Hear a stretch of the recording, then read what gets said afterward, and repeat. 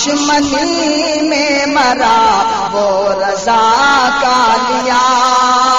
دشمنی میں مرا وہ رضا کا لیا۔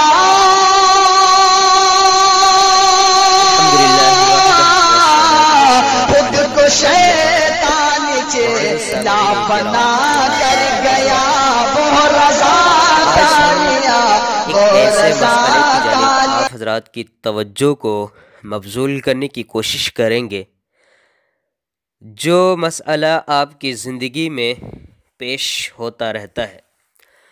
جس مسئلے کو آپ حضرات مولوی نما جاہلوں سے سنتے رہتے ہیں، ایسے مولوی نما جاہل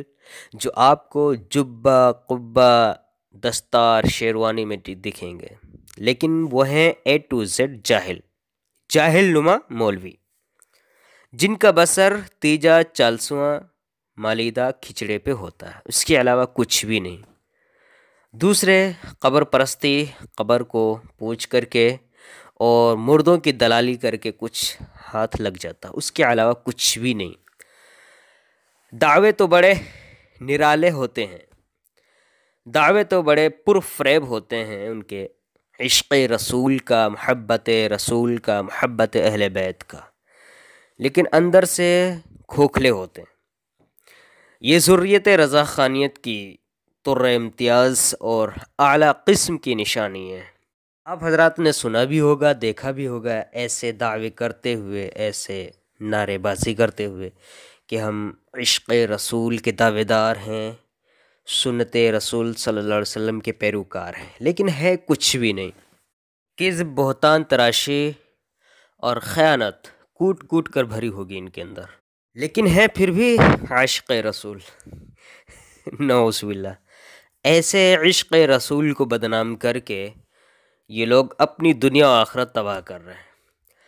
میں اللہ تعالیٰ سے دعا کروں گا، اور آپ حضرات بھی دعا کریں کہ اللہ تعالیٰ ان کو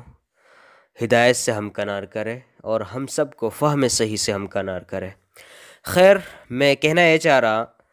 کہ جب بھی آپ ان سے بات کریں گے اور ان رضا خانیوں کو پتہ ہو جائے، معلوم پڑ جائے کہ یہ احناف دیوبند سے تعلق رکھنے والا ہے، تو یہ فوراً طرح طرح کے اعتراض کریں گے۔ ان میں سے ایک اعتراض یہ بھی کرتے ہیں یہ رضا خانی کہ تمہاری کتب کے اندر یہ لکھا ہوا ہے کہ نماز میں حضور اکرم صلی اللہ علیہ وسلم کی طرف خیال کا صرف جانا بھی بیل گدھے کے خیال میں ڈوب جانے سے برابر ہے۔ اس طرح کے یہ الفاظ استعمال کر کے اعتراض کرتے ہیں۔ تو میں جواباً یہ عرض کروں گا ان کو کہ یہ ایک خیانت پر مشتمل اعتراض ہے، جس کا حقیقت سے کوئی واسطہ نہیں ہے، دور تک کا واسطہ نہیں ہے۔ تو میں امید کروں گا کہ آپ اس کو بغور سنیں، تاکہ جب بھی آپ کسی رضا خانی سے ہم کلام ہوں اور وہ اعتراض اس طرح کا کرے تو آپ اس کو منہ توڑ جواب دیں، تاکہ اس کو بھی معلوم پڑے کہ ہماری دال گلنے والی نہیں ہے، ہم جو کذب، بہتان تراشی پھیلانا چاہ رہے لوگوں کے درمیان وہ نہ ممکن ہے۔ اس سے پہلے جواب دوں، اس سے پہلے تمہیدی دو چار باتیں ہیں جو آپ حضرات کی گوش گزار کر دوں، تاکہ مسئلہ سمجھنے میں آسانی ہو۔ پہلی بات یہ کہ یہ صراط مستقیم جو کتاب ہے جس کے متعلق اعتراض منسوب کر کے کیا جاتا ہے، یہ صراط مستقیم فارسی ہے، اردو میں نہیں ہے یہ کتاب، فارسی لینگویج میں۔ اور دوسری بات ہے، صراط مستقیم جو کتاب ہے یہ مولانا اسماعیل شہید دہلوی علیہ الرحمہ کی تصنیف نہیں ہے، یہ ان کے ایڈیٹر نہیں ہے، مصنف ان کے نہیں ہیں، بلکہ ان کے شیخ جو ہیں حضرت سید احمد شہید علیہ الرحمہ جو رائے بریلوی ہیں، ان کے ملفوظات کا مجموعہ ہے، جس کو شاہ اسماعیل شہید علیہ الرحمہ اور حضرت مولانا عبدالحی علیہ الرحمہ ان دونوں حضرات نے مرتب کیا ہے۔ اور تیسری بات یہ کہ تصوف کی لینگویج میں، تصوف کی اصطلاح میں ایک لفظ آتا ہے صرف ہمت، یہ بہت یوزفل ہے تصوف کی لینگویج میں، جس کی حقیقت یہ کہ انسان مراقبے کی حالت میں جب ہوتا ہے نا اپنے شیخ کے سامنے، اس وقت کی بات ہے کہ انسان مراقبے میں پورے احترام اور عظمت کو ملحوظ رکھتے ہوئے تمام خیالات سے دل کو خالی کر کے شیخ جو اس کا ہے یا رسول اللہ صلی اللہ علیہ وسلم کا تصور کرے،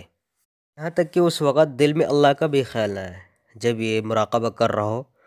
رسول اکرم صلی اللہ علیہ وسلم کا ہو یا اپنے شیخ کا ہو، اللہ کا بھی دل میں خیال نہ آئے۔ چوتھی بات یہ ذہن نشین رہنی چاہیے آپ کے کہ اسی طرح ایک چیز ہے، ایک محاورہ ہے فارسی زبان کا، وہ کیا ہے؟ وہ محاورہ ہے گاؤ خر۔ گاؤ خر کہتے ہیں کہ دنیا اور متاع دنیا کو گاؤ خر بولتے ہیں، یعنی ہر وہ چیز جو انسان کو خدا کے ذکر سے غافل کر دے، غفلت میں ڈال دے۔ یہ جو چند تمہیدی باتیں ہیں، ان کو آپ مد نظر رکھتے ہوئے حضرت کی جو کتاب ہے، اس کی جو عبارت ہے، اس کو آپ ملاحظہ کریں اصل کتاب سے۔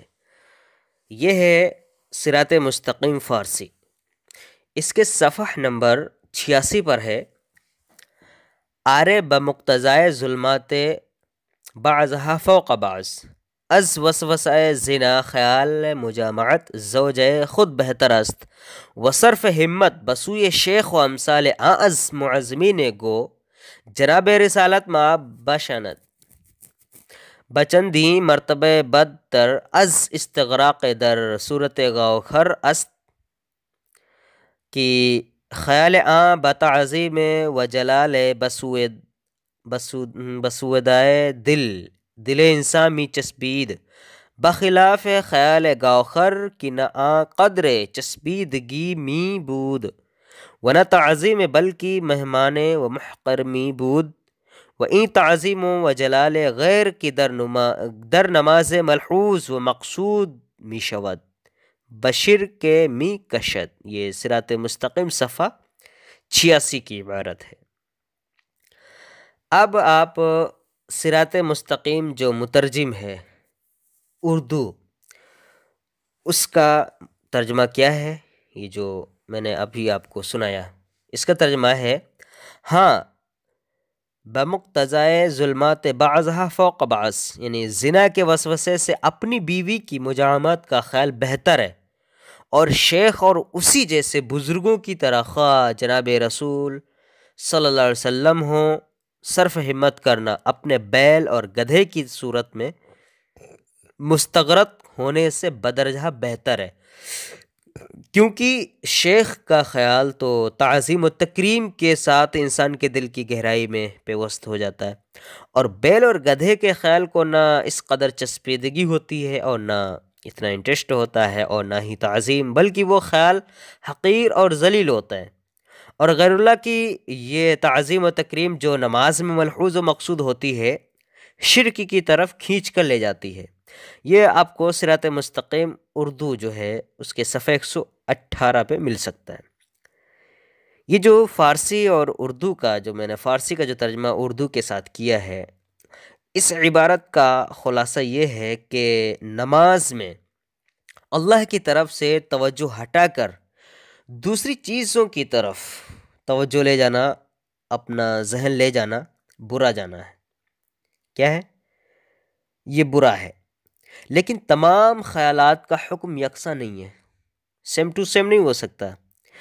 چنانچہ بیوی سے ہمبستری کا خیال لانا اتنا برا نہیں ہے جتنا زنا کا خیال برا ہے۔ اسی طرح نماز میں شیخ یا حضور اکرم صلی اللہ علیہ وسلم کی طرف صرف ہمت کرنا،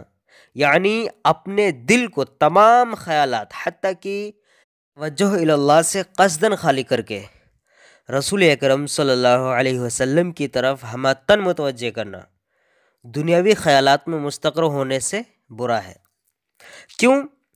وہ اس لیے کہ دنیاوی خیالات بلا ارادہ آتے ہیں، بغیر کسی ارادے کے آتے ہیں، اور اس میں تعظیم مقصود نہیں ہوتی ہے، اس میں تعظیم ملحوظ نہیں ہوتی ہے، بلکہ ان کی حقارت پیش نظر ہوتی ہے، یعنی حقیر طور پہ،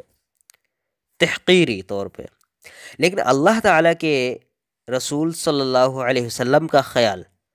صرف ہمت کے ساتھ تعظیمی طور پہ، تکریمی طور پہ آتا ہے، یہاں تک کہ اللہ تعالیٰ سے بھی توجہ ہٹ جاتی ہے جب اللہ کے محبوب صلی اللہ علیہ وسلم کا خیال آتا ہے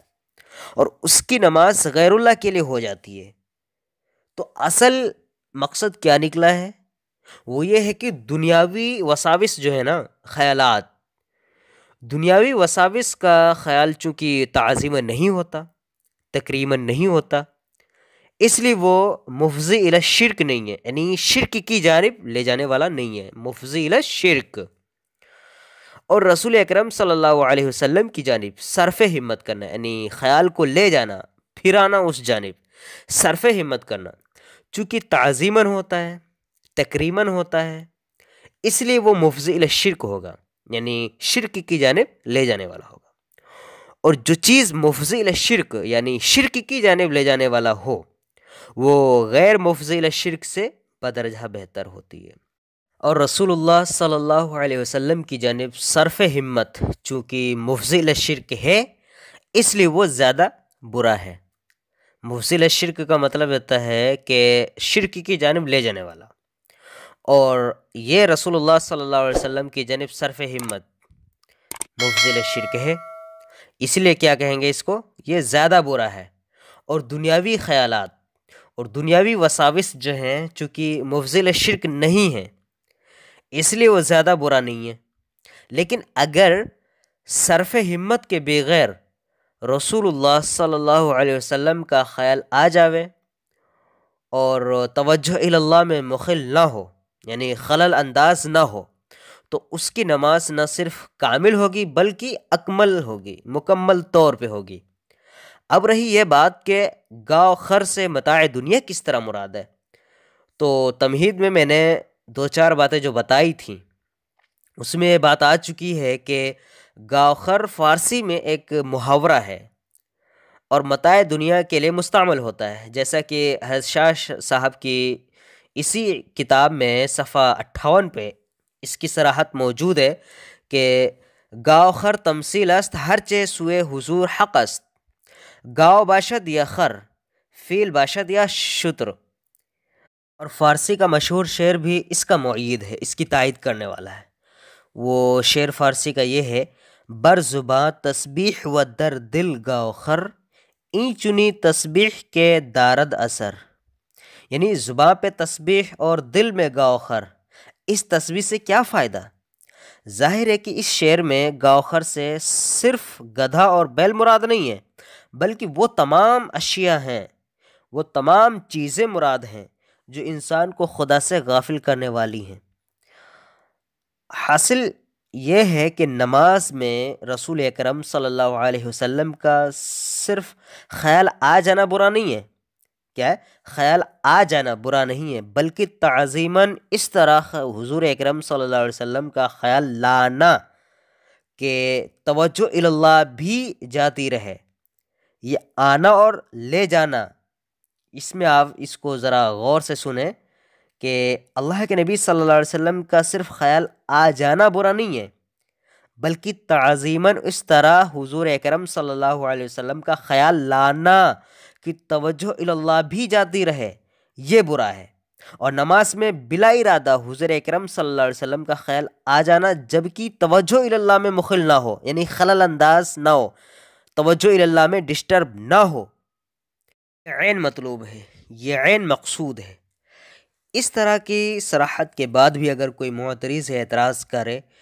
اور اسی پہ ڈٹا رہے، تو ہم صرف اور صرف اس کے لیے ہدایت کے لیے دعا کر سکتے ہیں۔ یہ جو ہم نے عقیدہ بیان کیا ہے، یہ جی چیز ہم نے اپنی بیان کی ہے، اس چیز کو بیان کرنے کا صرف اور صرف ہم کو حق ہے، اور غیر کو حق قطعاً نہیں پہنچتا کہ وہ ہمارا عقیدہ یا ہمارا نظریہ اپنے انداز پہ بیان کرے، اس کو ذرا بھی اختیار نہیں ہے۔ وہ کیوں؟ وہ اس لیے کہ ان کی ایک کتاب ہے، رضا خانیوں کی ایک کتاب ہے تنویر الابصار، اس کے صفحہ 7 پہ بات لکھی ہوئی ہے کہ اپنے عقیدے کی تشریح کا حق متعلقہ فریق کو ہوتا ہے، دوسرا فریق ان کے متعلق قطعاً یہ نہیں کہہ سکتا کہ یہ تمہارا عقیدہ ہے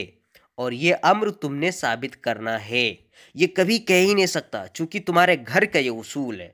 تمہارے مذہب کا یہ اصول ہے۔ ہم نے حق دکھانا تھا، دکھا دیا، ہم نے اصول بتانے تھے، بتا دیے۔ اب تمہارا فرض بنتا ہے کہ تم اس اصول کو مانو، سر آنکھوں پہ رکھو، یا تم جوتے کی نوک پہ رکھو، تمہارا کام، تم جانو۔